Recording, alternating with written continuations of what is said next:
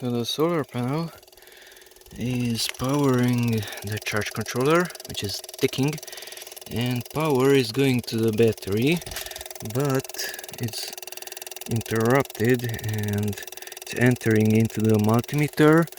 It's set to measuring amps current, and it's exiting through this one.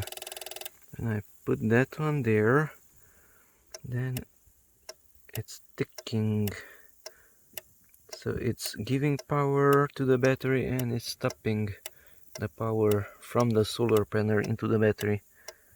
Probably the voltage of the battery is too high. Let's just test that. Put the power directly onto the battery. Move that lead down there. Put it to voltage. And the two leads onto the battery.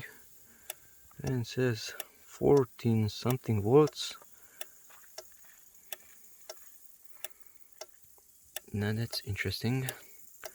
So when the battery is charged up well, then this is interrupting. It's a pulse width modulation type charge controller, solar charge controller.